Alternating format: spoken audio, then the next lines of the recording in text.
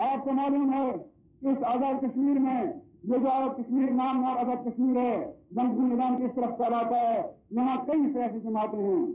آپ بتائیے ایمانداری کے ساتھ 1947 سے لے کر اب تک یہاں جو لوگ حکمران رہے ہیں وہ وزارت امور کشمیر کا وظیفہ کھاتے رہے کہ نہیں کھاتے رہے؟ بتائیے ایمانداری کے ساتھ کھاتے رہے کہ نہیں کھاتے رہے؟ ہم تو جھوٹ نہیں بول رہے۔ پہلے ان کو وظیفے ملتے تھے 50 روپے سے لے کر 1200 روپے تک ان کی تنخواہیں مقرر تھی۔ جب وظیفے ختم کر لیے marshal field marshal Ayub Khan نے، اس کے بعد ان کو اسی تنخواہ کے برابر ان کو ملتے رہے امپورٹ لائسنس۔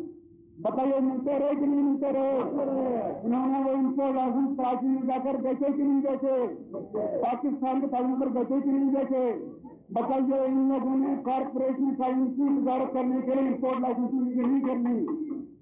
راولپنڈی میں، مظفر آباد میں، میرپور میں، ہر جگہ ان لوگوں نے سیاست کے نام پر، قومی آزادی کے نام پر، اسلام اور الحاق پاکستان کے نام پر اس قوم کو لوٹا، اس غریب قوم کو لوٹا۔